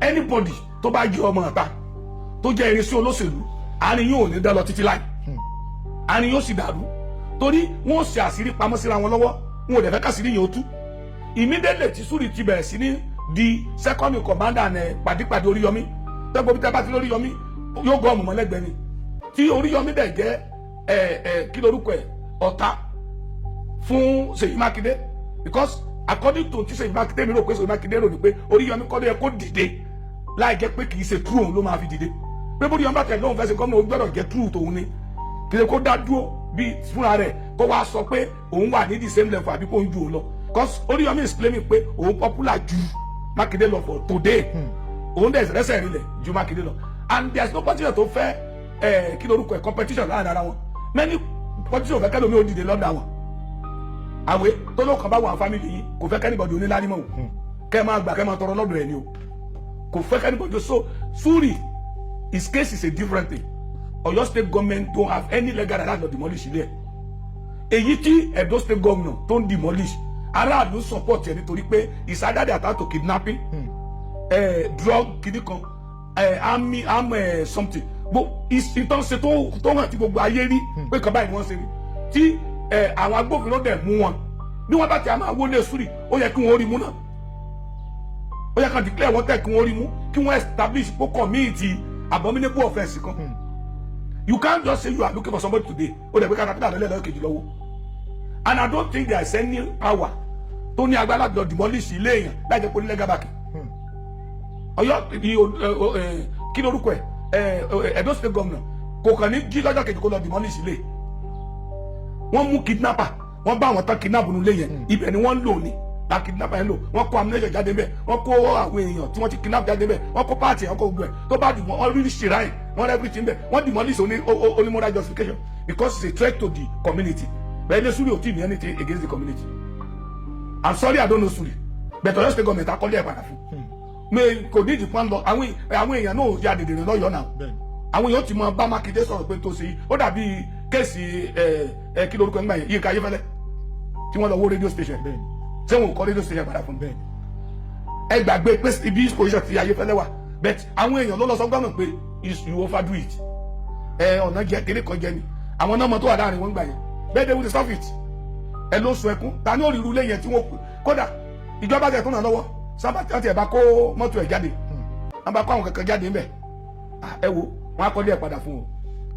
ẹ ṣeun gan bàbá ẹ má bínú pé mo tún fẹ́ padà lọ sórí ọ̀rọ̀ kidnapping yẹn nígbà tí fọ́nrán yẹn jáde tí ọ̀pọ̀lọpọ̀ àwọn èèyàn dunnú ọ̀pọ̀lọpọ̀ àwọn èèyàn tún sọ pé a ní láti gbóríyìn fún àwọn èèyàn tí wọ́n jáde tí wọ́n fi platform wọn tí wọ́n fi pariwo pé kí ìjọba kí wọ́n gbé ìgbésẹ̀ báyìí kí wọ́n gbé ìgbésẹ̀ àkọ́kọ́ ń bẹ̀ àrígbẹ́ nígbà tí world cup yìí máa bẹ̀rẹ̀ àrí jacket tí Davido wọ̀ nígbà tó lọ perform ní America tó kọ gbogbo orúkọ àwọn ọmọ tí wọ́n jí gbé yìí tí wọ́n kọ tí wọ́n fi sára jacket tó wọ̀ àkọ́kọ́ ń bẹ̀ àrí níbi tí Very Dark Man tó ti ṣe protest ní Ìbàdàn tó káàkiri tó pariwo àríbì kọ̀ọ̀kan náà tí Sowore náà ti sọ̀rọ̀ nípa ọ̀rọ̀ kidnapping àti ọ̀pọ̀lọpọ̀ àwọn tó jẹ́ eléré orí ìtàgé ti Yorùbá tí wọ́n jáde tí wọ́n sọ̀rọ̀ tí wọ́n fi platform wọn tí wọ́n sọ̀rọ̀ ṣùgbọ́n ibi tí mò ń lọ gangan ni pé nígbà tí wọ́n rescue àwọn ọmọ yìí àwọn èèyàn ń pariwo ní pé kò yẹ kí Very Dark Man kó máa gbóríyìn fúnra ẹ̀ torí Very Dark Man jáde ó ní pé ìgbà tí òun jáde tóun ṣe protest ní ìlú Ọ̀yọ́ wọ́n dẹ̀ fi yé àwọn ní pé àwọn máa gbé ìgbésẹ̀ ní pé protest àwọn pẹ̀lú nǹkan kí Dark Man tó jáde oníjọba ti gbé gbèsè. Let me tell you one thing ẹ máa ṣe mistake kan ṣẹ́rí every woman being náà tẹ̀sán yìí they want every available opportunity láti gbéra wọn ga they politicize everything protest yàtọ̀ fún àwọn teachers yẹn wọ́n ṣe justifiably because school ni wọ́n attack àwọn teachers tí wọ́n wà effective ó wọ̀ okay irú ìtì Very Dark Man ṣe bí kí lorúkọ ẹ Tinubu must go ló ń pariwo tẹ́lẹ̀ ẹ understand he came to Ọ̀yọ́ nígbà tó rí pé drum yẹn fẹ́ máa change ló sọ pé ẹ má sọ Tinubu must go mọ́ bandit must go bring sẹ́ni àwọn protest kan wà tí ò necessary from certain people irú tí Sowore ò ní meaning because he will not even do it reasonably honestly he do things sometimes out of point but ṣebí ìjọ kejì tó ti kidnap àwọn ọmọ yẹn làwọn sójà àti law enforcement jẹ tí gbogbo wọn ti wọnú igbó ẹ lè sọ pé torí ẹnìkan náà fi wọ igbó náà ìjọba mo sọ kíní kan lẹ́ẹ̀kan kò sí ẹ̀dá tí ó gbà kó máa sọnù náà kò sí ẹni tó jó lórí ìlú either bad or kíní kan tí ó gbà kí aburú máa ṣẹlẹ̀ nínú kò sí ẹni tó sọ pé ní olùmọ̀ sí káwọn ọmọ yẹn wọ igbó náà so protest has nothing to do with it it's only it reminds them jeer them lájẹ́ kọ́mọ̀ pé kíní yóò dùn máràlú. Get me? The one the teacher does is okay. Irú ìtí àwọn bóyá àwọn artist kan tẹ̀ náà gbé jáde tó ń ṣe ó wà okay. But if it's not politicized, it's a good protest. But tí o bá pẹ́ lórí belongs to party yìí àbí inú wo òdùn sẹ́ńtì kìíní yìí ṣẹlẹ̀ sí òun ni wọ́n fi ṣe protest yẹn. You imagine what Seyi Makinde said pé president ò pé tàbí ẹ̀kọ́ pé president. You see all these northern governors sometimes àwọn Yorùbá máa ń rò pa agbọ́n ni. If anything happen in their place, they will run to the villa. That brief will go presidency pé ìtọ́sẹ̀ ni and they will be assisted immediately. Now, ọmọ mi sọ pé orí form, àbọ̀mọ sẹ́mi sọ pé ó rẹ̀ o. Ó wá lé mi òpin pé kí ló ń ṣe o. Sọ́kọ́ ló máa bá ní pé kankan ṣe o. The president is the father of the nation. Ìwọ gọ́vnà ọmọ ló gẹ́sì wọ́n ló máa lọ bá pé olórí ọ̀rọ̀ àwọn ọmọ mi ẹ dákun ààrẹ ràn mí lọ́wọ́. Ṣé president Ọ̀yọ́ ni Tinubu ni? Tí ó fi jẹ́ pé tí Mákindé ní òpè pé Mákindé ń gbọ́ wọn náà jí ọmọ gbé lọ́dọ̀ ẹ̀ even tí ò bá jẹ́ pé ẹni tó ní àánú èèyàn is the responsibility of the government because òun náà ń gba security for títí ẹ̀ is the commander in chief of his area gbogbo àlẹ́ tó ṣe Kogi state governor so dúró de president kò tó mọ rescue àwọn èèyàn ni I saw something tí local government chairman tó tẹ̀lé àwọn law enforcement agent wọn ní gbó tí wọ́n lọ rescue àwọn kidnappers àwọn tí wọ́n kidnap wọ́n mọ̀ ní wọn kó jáde. So activeness àwọn èèyàn ó yàtọ̀ I'm not against protest but ìjọba ti gbé gbèsè tiwọn before anybody for start any protest ìjọba ò ní máa wò kó bàjẹ́ aṣáàdúpẹ́ ìwọ́n pé wọ́n ti jáde. ẹ ṣeun gan bàbá ẹ ṣe bàbá nínú ọ̀sẹ̀ tó kọjá yìí náà la tún rí fọ́nrán kan níbi tí Peter Obi tí wọ́n tún jáde ní pé ìjọba Tinubu wọ́n ní wọ́n ń frustrate àwọn ní pé kódà pẹ̀lú bó ṣe ń bá lọ yìí àwọn lè má wà láyé kó tó dìgbà tẹ́ máa ṣe ìdìbò tó ń bọ̀ lọ́nà ní year 2027 ní pé gbogbo ọ̀nà tí wọ́n rí wọn gbogbo agbára tí wọ́n lò ló ń lò lórí àwọn bàbá ṣé ẹ gbàgbọ́ pẹ̀lú nǹkan tí wọ́n sọ yìí. ẹ̀yin tẹ́ ń bí mi ẹ sọ kankan tíjọba ṣe fún tó fi frustrate ẹ̀yin atọ́kùn náà ẹ sọ pé nǹkan báyìí òun ni wọ́n ṣe fún now airport tó pariwo airport tó sọ̀rọ̀ ẹ̀ airport tó ní wọ́n ti ṣe kan fún wọn ṣe kíkan fún ní airport wọ́n ti gbé CCTV footage ẹ̀ jáde pé bẹ́ẹ̀ bá dé àwa náà sá lọ airport bá tiẹ̀ lọ lóyìnbó à ń lọ airport àwọn become bẹ́ẹ̀ ní airport pé you will drop somebody and you move. Exactly. Then even if you are not moving it's not even only the airport àwọn ibìkan wà ní banks níbi kan tẹ́ pé tó bá park mọ́tò ò lè kúrò nínú mọ́tò yẹn ẹnìkan gbọ́dọ̀ wà nínú mọ́tò standby náà wọ́n gbé wá kì í ṣe convoy ló gbé wá bẹ̀ understand convoy kan ló gbé Peter Obi wá òun àti ọlọ́pàá kan tó wà ní àwọn èèyàn ò dẹ̀ rí pé Peter Obi ló sọ̀kalẹ̀ ń bẹ̀ he left the vehicle and went inside to the airport ó lọ ṣe kankan ọlọ́pàá tó tẹ̀lé náà fi mọ́tò ó lẹ̀ lọ àwọn èèyàn dẹ̀ ń wò pé mọ́tò yìí ó yẹ kẹ́nìkan wà nú ẹ̀ then nínú òfin ibẹ̀ yẹn ó tún yẹ kán fún yàn ní fáìnì ni ọlọ́pàá yẹn tó padà wá ó tún mú un tó fẹ́ mú bẹ̀ ó tún padà lọ ń wò rí then the next thing they have to do ni pé n tó yẹ káwọn ṣe ni pé káwọn ó fi galagala ti mọ́tò yẹn láti ẹni tó ní bá dé àwọn ó lè mú ẹni yẹn yóò san fáìnì which is normal tálẹ́ni yìí tó san fáìnì lọ́jọ́ yẹn tó ń pariwo gan there is one Nigeria náà tó ní wọn san fáìnì ní airport tó park mọ́tò rẹ̀ tó san fáìnì so n tí mo fẹ́ sọ ní honest ni pé is under the law ìkan tí wọ́n ṣe wọ́n dẹ̀ fún respect kò yẹ kó tiẹ̀ mú any press jáde torí immediately tọ́lọ́pàá lọ sọ pé wọ́n ti ṣe báyìí sí mọ́tò he called the airport authority pé mọ́tò tèmi ni o and they ordered the vehicle to be released without doing anything wọ́n ṣe anything wọ́n ò ṣe ọkọ fún wọ́n á mọ̀ sí come and pay their frustrating you ká ní pé ó débẹ̀ wọ́n attack àbígbà tó pé airport ẹ understand wọn ò release mọ́tò yẹn kò rí mọ́tò yẹn gbé kúrò ńbẹ̀ ó ní láti fi káàbù àbí kankan kúrò ní airport yẹn good and wọn ò respect personality yẹn let me tell you one thing Peter Obi is a former governor he served with the federal government he served under kí lorúkọ Goodluck Jonathan government ó ti Peter Obi ti ju ẹni tí ó ń gbé sí level tó wà yẹn lọ even gan àwọn agbẹ̀ta lórúkọ dé díẹ̀ ó láwọn ibì kan tẹ́ pé irú ẹ̀ bá ṣẹlẹ̀ sí wa a yóò pọn wa ní tó bá gbórúkọ apá wà ní I have to appreciate those people pé wọ́n ti ẹ̀ pọ́n mi lé what I expected of him is that at least wọ́n pọ́n òun lé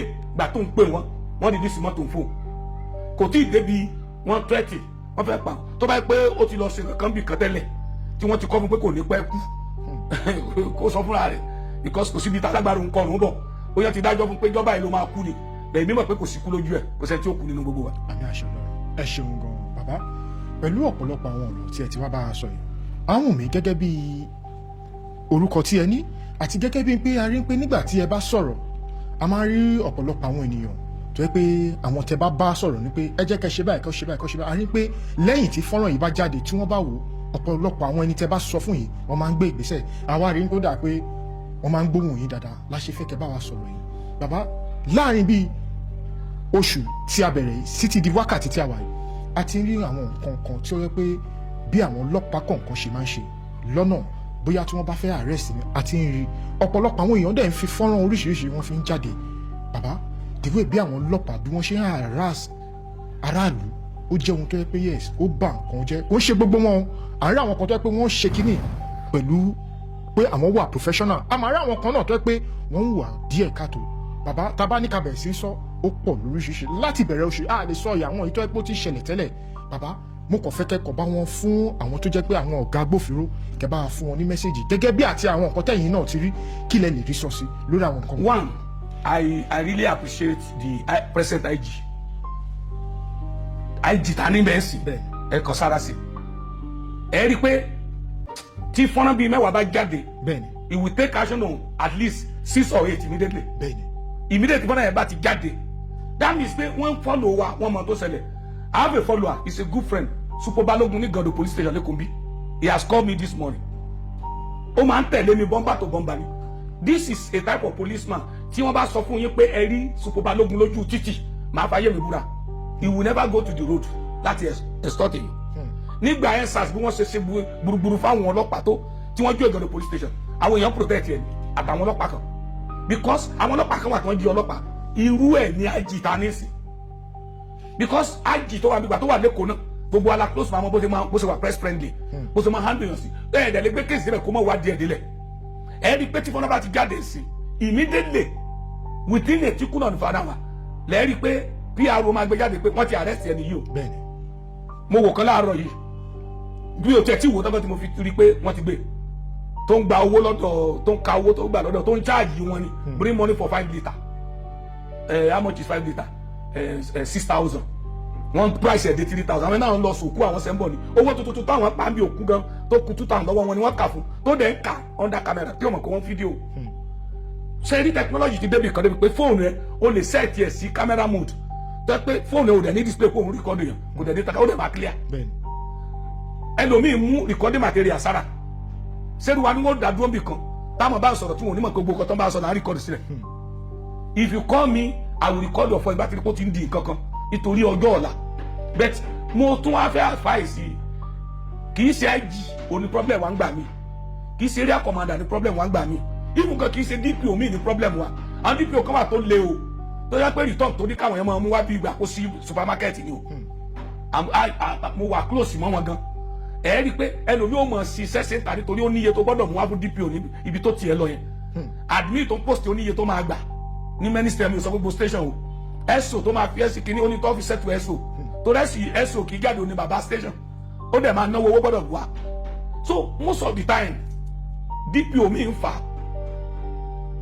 torí tó bá ti wà greedy tó láìkó owó ju ẹ̀mí ara ẹ lọ ní most of the time pé ẹnu ọ̀pọ̀ gbé ọlọ́pàá nítorí owó tí ó fi máa dájọ́ lójoojúmọ́ owó tí ó fi máa takú tó mọ́ daily money ni wọ́n bìí pé wọ́n máa rí ní iṣẹ́ ọlọ́pàá wọ́n ti calculate ara pé ẹlòmíì ń wọ́ọ̀kì ara ẹ̀ pé kí wọ́n fi sí patrol ẹlòmíì ń wọ́ọ̀kì ara ẹ̀ tí ó turo ẹlòmíì dàgbà ọlọ́pàá sọ pé àdìmí ló máa wà ó ní ṣiṣẹ́ ìta kọ́lọ́n kó bless o bẹ́ẹ̀ gbogbo àwọn olórí yẹn ní kẹ̀kẹ́ ká bá sọ̀rọ̀ máa sọ fáwọn èèyàn when you have problem when police man stop you on the road bó o máa jì má gbé fóònù kó fẹ́ pé yẹn ó lè gbà fóònù ẹ̀ náà kó súnmọ́ àṣẹ mọ́lẹ̀ bó bá dé station sọ́ọ̀rì ni wọ́n á ní kó sọ fún ẹ bó bá gbẹ́ ẹ létí I'm telling you honestly tábà lọ security don máa sọ fún wa pé don't argue with them follow them to the station má bẹ anybody sọ̀rọ̀ wá ẹnìkan tó ní star kan méjì sókè béèrè DPO DCO DTO béèrè SO wọ́n máa wà reasonable àwọn ọlọ́pàá tó bá ti ní ìràwọ̀ kan sí méjọ ti ní lọ́kàn pé àwọn ó di gíga ó difficult kó wọṣọ ọlọ́pàá ní recruit kó ló máa di commissioner ó gẹ́ẹ̀tì tí mo sọ ó ní wọṣọ ọlọ́pàá recruit kó ló fẹ́ di commissioner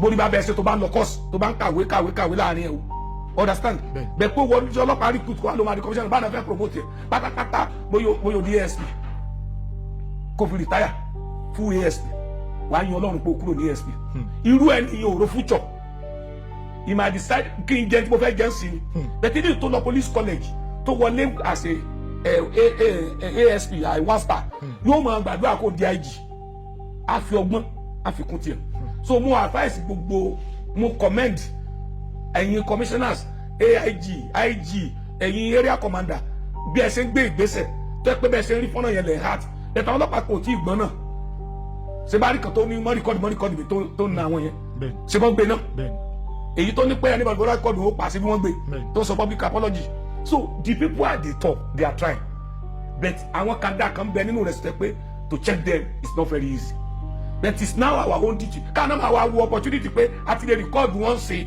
káàná máa misbehave ṣebí ṣètò ọlọ́pàá lẹ́sọ̀ ni sẹ́ẹ̀rì ti bọ́ọ̀ tó yọ bẹ́ẹ̀tì tó ń na àwọn lady police kan ní ìjẹta ó ń ná àwọn bí ẹni na bèbí ni àwọn obìnrin tó control traffic torí pé wọ́n dá dúró tó ní òun kanjú lọ bìkan ó dẹ̀ sọ kalẹ̀ ó dẹ̀ bẹ̀ sí nínú wọn tó bá gbẹ́rù yẹn sí wọ́n sọ another thing àti abuse social media gan débi kan débi pé àwọn kan tí yóò yẹ ká sọ tí yóò yẹ ká sí gan máa ṣe but I believe with the way the IG is doing it this thing will be reduced.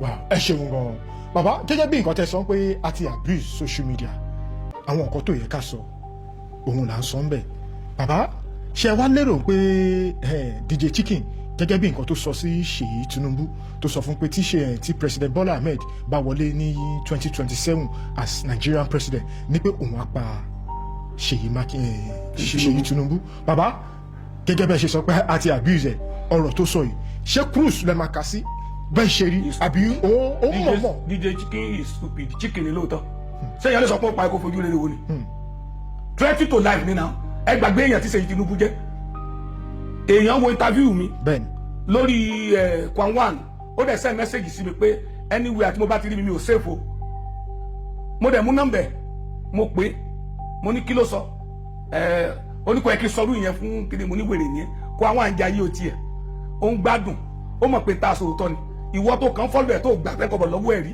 ẹni lọ ṣe tó ṣiṣẹ́ owó tó ṣe gbogbo ẹ̀ tó ló ń bá yẹ Kwanwan àǹjẹ́ lé ní òun náà 1 million lágbo ẹ̀ tó bá yẹ ara ẹ̀ jẹ́ àbúbá yẹ Kwanwan àǹjẹ́ so I was so surprised pé nígbà tí wọ́n gbé DJ Chicken mo rẹ́ nìkan tó comment online tó sọ pé wọ́n gbé gbogbo Nàìjíríà tó bá yá is it good everybody has the kí lorúkọ ẹ̀ constitutional right láti lọ sí any position political position ní Nàìjíríà you have the right to contest for presidency you have the right to be anything so kí ni ẹ̀ṣẹ̀ tí Ṣèyí Tinubu ṣẹ̀ wọ́n pé bàbá ẹ̀ jẹ́ president ó wá bàbá ẹ̀ máa wọlé 2027 ó pa ṣé wọ́n lè ní wọ́n pọ̀ ọmọ ẹ̀ kí wọ́n máa lọ gbé yẹn èyí á sọ pé wọ́n pọ̀ ọmọ nínú ìlú ọlọ́pàá gbé mi délé tó bá threat mi kó máa pa mí máa fọlọ́pàá gbé ẹni threat tó láyẹ̀ ẹ̀ lè sọ kó sọ lásán àmọ́ tí ó jẹ tẹ́lẹ̀ kó àmẹ́ni tó rán kó sọ̀rọ̀ ẹ̀ náà mo ní abuse social media if not you will imagine somebody wake up in the morning and president wèrè olórí burúkú kírúburú adé tó bá pick irú ẹ̀ and can you do it in advanced country so lè ṣe nílùú òyìnbó ni à ń gbogbo kan tí Nàìjíríà bá ti ní opportunity la máa ṣí lò everything I mentioned something the other day mo ń sọ lọ lẹ́ni náà mo ní àwa Nàìjíríà were so daft many of us wọ́n bí ní gbogbo tó ẹ̀kan ṣe láyé president ló gbọ́dọ̀ ṣe fáwọn. Did you know that your senator is collecting within 2 to 5 billion naira as constituency allowance on your name? Tó yẹ kó fi ráyè pàwọ́ àwọn aráàlú ẹ̀, tó yẹ kó fi ṣe ọ̀nà, tó yẹ kó fi ṣe transformer, tó yẹ kó fi ṣe iná, tó yẹ kó fi empower artisans, tó yẹ kó fi tún ìlú ṣe. Ṣé bí mo rí ní ẹ wo John Faleke mi ò rí lójú ẹ lọ sí Ìkẹjà half of kórópè tó wà ní Ìkẹjà 70% kórópè tó wà ní Ìkẹjà Faleke orúkọ Faleke lè máa rí lórúkọ ẹ níbẹ̀ almost 70% of Marwa tẹ̀lé ní Ìkẹjà Faleke lè máa rí empower by Faleke with constituency allowance so nìkan ló ń gbà ní. Ẹ wo House of Rep kan ní Ọ̀ṣun state lọ́dún yẹn tó kó 50 kórópè 20 bọ̀ tó kó gbẹ̀gáàdì ọ̀kadà everything tó ẹ̀ pàwọ̀ èèyàn ó ló sọ fún wọn pé ní ayé ìjọba tó kọjá 500 million náà fún àwọn pàkọ́tà as constituency allowance bẹ́ẹ̀ ní ayé Tinubu 1 billion òní House of Rep ń gbà 2 billion to 5 billion òní senator ń gbà what is the fate of the people tí wọ́n ń gúrú lé lórí. The local government chairman is collecting within 300 to 450 million every month kí ni wọ́n ṣe ládùúgbò ẹ̀ your House of Rep member ní state wọ́n gba constituency allowance láti ran àdúgbò lọ́wọ́ ó wá kọ́ bíríìjì onípákó wọ́n ń pàtẹ́wọ́ fún èèyàn gba 160 million ó kọ́ bíríìjì onípákó ó ṣe báwo 250,000 ẹ̀ ń pàtẹ́wọ́ fún then you now go and give him chief state title àtúndùsẹ̀ àbábà àbújá bí ẹ kó fi ṣe. We have the power now of the social media ó yẹ ká fi àtáàkì àwọn tó yẹ ká àtáàkì ni. Let me tell you one thing an average American will never mention Trump name kò sí tó kọ́ pẹ̀lú Trump ẹni tó kàn ó ní kí lorúkọ ẹ ti jẹ́ mayor àdúgbò wọn